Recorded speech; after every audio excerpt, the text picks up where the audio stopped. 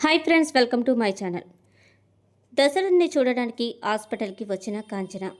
దీపే తన కూతురన్న నిజాన్ని తెలుసుకున్న దశరథ. షాక్లో జోష్న. అదేంటి, దీప తన కన్న కూతురి అన్న నిజాన్ని దశరథ ఎలా తెలుసుకుని ఉంటాడు? అసలు ఇదంతా ఎలా జరిగి ఉంటుంది అని తెలుసుకోవాలనుకుంటే ఈ వీడియోని చివరి వరకు చూడండి. మీరు ఇప్పటి వరకు నా వీడియోని లైక్ చేయకపోతే లైక్ చేయండి. ఛానల్ అయితే తప్పకుండా సబ్స్క్రైబ్ చేసుకోండి. ఇక డాక్టర్ అయితే శివనారాయణని పిలుస్తూ ఉంటాడు. మీతో మాట్లాడాలి, ఒక్కసారి బయటికి రండి అని చెప్పి.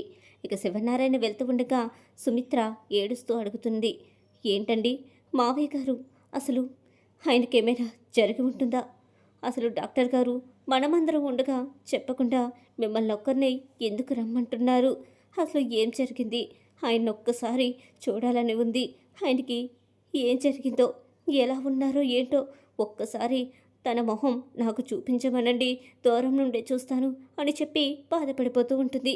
ఇక శివనారాయణ అయితే డాక్టర్ గారు ఏదో చెప్పాలనుకుంటున్నారు కదా, ఏంటో తెలుసుకుంటాను అని చెప్పి ఇక డాక్టర్ దగ్గరికి అయితే వెళ్తాడు. డాక్టర్ అయితే బయటకు తీసుకువచ్చి, మీకు ఈ విషయం చెప్పాలంటే నాకు చాలా బాధగా ఉందండి. మీరు నాకు చిన్నప్పటి నుండి తెలుసు. మీరు నాకు ఎంతో సహాయం చేశారు. ఇప్పుడు నేను ఈ పరిస్థితుల్లో ఉన్నానంటే దానికి కారణం మీరే. మీ వల్లే నేను ఇంత స్థాయికి ఎదిగాను. అందుకే నేను మీకు ఉన్నది ఉన్నట్టే చెప్తున్నాను. మరెవరికైనా సరే నేను అలా చెప్పను అని డాక్టర్ చెప్తూ ఉంటాడు. ముందు ఇదంతా కాదు, అసలు నా కొడుక్కి ఎలా ఉంది? తనకి ఎలాంటి ప్రాణాపాయం లేదు కదా, చెప్పు చెప్పు అని అడుగుతూ ఉంటాడు శివనారాయణ.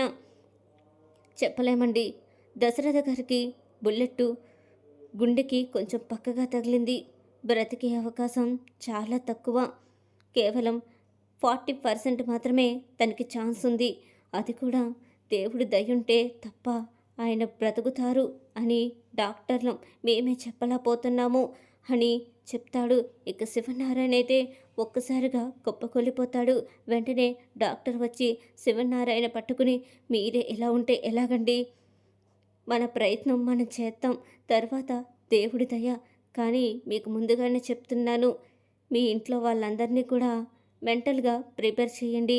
మీరు కూడా చాలా మానసికంగా గట్టిగా ఉండాలండి. నేను వెళ్తున్నాను అని చెప్పి వెళ్తాడు. ఇక వెంటనే సుమిత్ర, పారిజాతం, జోష్నైతే పరిగెత్తుకుంటూ వచ్చేస్తాడు. ఇక సుమిత్ర అయితే, ఏం జరిగింది మావయ్య గారు, చెప్పండి. ఆయనకి ప్రాణానికి ఏం ప్రమాదం లేదు కదా? అసలు డాక్టర్ గారు ఏం చెప్పారు? మిమ్మల్ని ఒక్కరినే పక్కగా తీసుకొచ్చి చెప్పారు. అది వినరాని విషయం కాదు కదా అని అడుగుతూ ఉంటుంది. ఇక శివనారాయణ అయితే, అబ్బెబ్బే నువ్వు ఏం బాధపడద్దమ్మా, మన దశరథకి ఏం కాదు, తను బాగానే ఉంటాడు. కొన్ని రోజుల తర్వాత మన ఇంటికి వచ్చేస్తాడు. అదే చెప్తున్నాడు డాక్టర్ గారు, ఏ ప్రమాదం లేదు. సరే సుమిత్ర, నువ్వు ఉదయం నుంచి ఏమీ తినలేదు కదా. జోష్న, నువ్వు అమ్మని తీసుకువెళ్ళి క్యాంటీన్లో ఏదైనా తినిపించు అని చెప్పి వాళ్ళనైతే క్యాంటీన్ దగ్గరికి పంపించి వేస్తాడు శివనారాయణ. వాళ్ళు అలా వెళ్ళిపోగానే ఇక ఒక గదిలోకి వెళ్ళి ఏడుస్తూ ఉంటాడు. ఏం చేశాను భగవంతుడా, అందరూ కూడా ఎప్పుడూ బాగుండాలని చూస్తాను. ఇంత ఆస్తి ఉంది, ఇన్ని సదుపాయాలు ఉన్నాయి, నాకే ఎందుకు ఇన్ని కష్టాలు పెడుతున్నావు? నేను ఏం పాపం చేశాను? నా ముందే నా కన్న కొడుకుని తీసుకుపోవాలని చూస్తున్నావు. నీకేమైనా న్యాయంగా ఉందా? ఒకవేళ నువ్వు ప్రాణాన్ని తీసుకోవాలి అని ఉంటే నా ప్రాణాన్ని తీసుకో, నా కొడుకుని ప్రాణాన్ని తీసుకోకు. తను నిండు నూరేళ్ళు చాలా సంతోషంగా ఉండాలి అని అనుకుంటూనే, ఆయన నిన్ను అడుగుతున్నానేంటి నేను? నువ్వు రాయివి కదా, నువ్వే నిజంగా దేవుడివైతే నా కొడుకు ఈ పాటికి ఎలాంటి పరిస్థితికి రాకూడదు. ఎన్నో పూజలు చేస్తాం, ఎన్నో పుణ్యాలు చేస్తున్నాం. కనీసం నేను చేసిన ఆ పుణ్యాలు, ఆ పూజలు కూడా నా కొడుక్కి ఫలించలేదు. ఇప్పుడు నా కొడుకు చావు బ్రతుకుల మధ్య కొట్టుమిట్టాడుతున్నాడు. ఇప్పుడు నేనేం చెయ్యాలి అని ఏడ్చుకుంటూ ఉంటాడు. ఇక అప్పుడే పారిజాతమైతే తలుపు చాటును ఉండి ఇక తను బాధపడుతుందంతా కూడా చూస్తూ ఆనందపడిపోతూ ఉంటుంది. పడరా, నువ్వు ఇన్ని పాటలు పడాలి. అస్తమాను నన్ను వేరు చేసి ఎంత బాధ పెట్టేవాడివి. నీకు ముందుంది. ఇంకా నయమే, జోష్న నీ మనవరాలని కాదని తెలిస్తే నువ్వు ఇప్పుడే పోతావేమో. ఇంకా ముందు ముందు చాలా ట్విస్టులు భరించాలిరా ముసలోడా అని చెప్పి ఇక శివనారాయణ అయితే బయటకు రాబోతూ ఉండగా పారిజాతమైతే గబగబా పరిగెట్టుకుంటూ కనిపించకుండా వెళ్ళిపోతుంది. ఇక సుమిత్ర, జోష్న అయితే కొద్దిగా టిఫిన్ చేసి అయితే వస్తారు.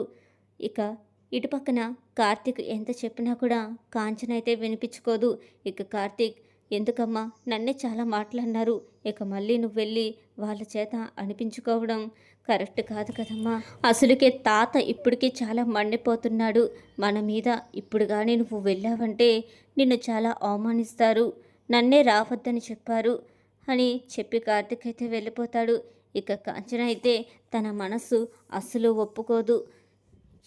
మా అన్నయ్య ఎలాగున్నాడో ఏంటో, ఎలాగైనా సరే వెళ్ళాలి చెల్లి అని చెప్పి అనసూయనైతే అడుగుతూ ఉంటుంది.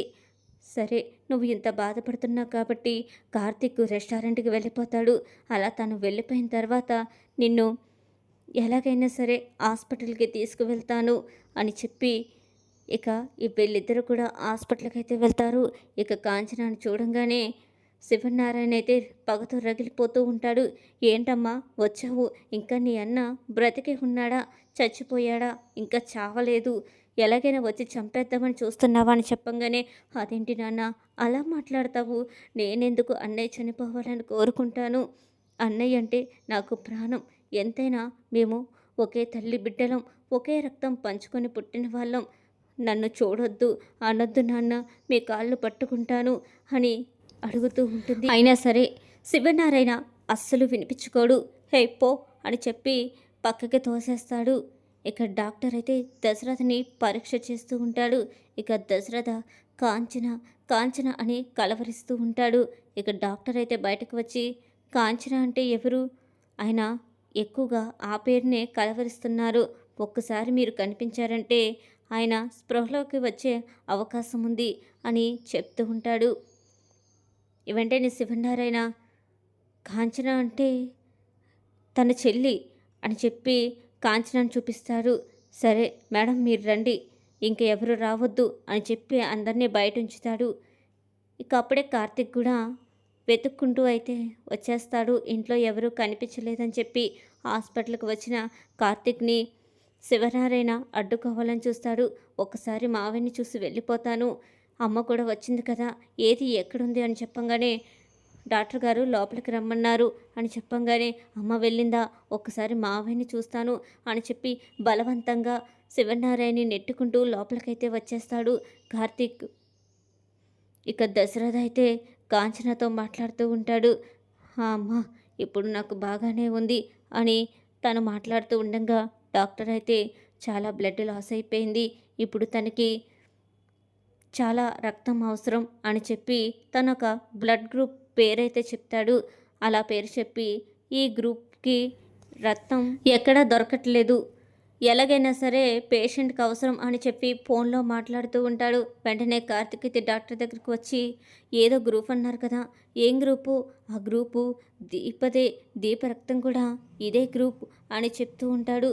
అవునా, ఆవిడ్ని ఎక్కడున్నా సరే ఇక్కడికి తీసుకురండి, పేషెంట్ ప్రాణానికే ప్రమాదం అని చెప్పంగానే, వెంటనే తాత దీపని ఎలాగైనా ఇక్కడికి తీసుకురావాలి, నాన్నకి రక్తం ఇవ్వడానికి అని చెప్పంగానే, శివనారాయణ అయితే ఆ పాపిష్టి దశలు ఇక్కడికి రావడానికి లేదు అని అంటూ ఉంటాడు. డాక్టర్ అయితే వచ్చి, పంతాలకి పట్టింపులకి పోవడానికి ఇదేమైనా ఇల్లు అనుకుంటున్నారా, ఇది హాస్పిటల్, ఎలాగైనా సరే ఆవిడ్ని ఇక్కడికి తీసుకురండి అని చెప్పి డాక్టర్ అంటారు. వెంటనే హడావిడిగా శివనారాయణ వెళ్ళి పోలీసులతో మాట్లాడి దీపనైతే తీసుకువస్తారు. దీప వెంటనే రక్తమైతే ఇస్తుంది.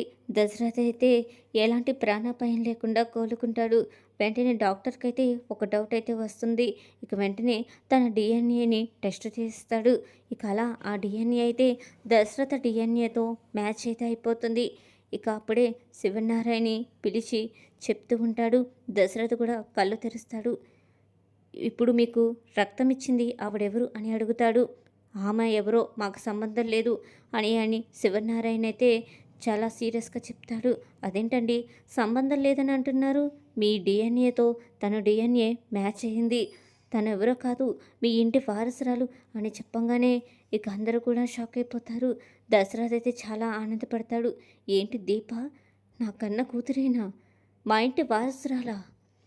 మరి జోష్న ఎవరు అని ఆలోచనలో పడతారు. ఇక జోష్న సంగతి తర్వాత చూద్దాము. ముందు దీపకి ఎలాంటి శిక్ష పడకుండా చూడాలి అని చెప్పి దశరథ్ అయితే ఆలోచిస్తూ ఉంటాడు. ఇది ఇవాళ సీరియల్ ఎపిసోడ్. తర్వాత కథలో ఏం జరుగుతుంది అనేది తర్వాత అయితే తెలుసుకుందాం. మీకు ఈ వీడియో నచ్చిందా అయితే లైక్ చేయండి. ఛానల్ అయితే తప్పకుండా సబ్స్క్రైబ్ చేసుకోండి.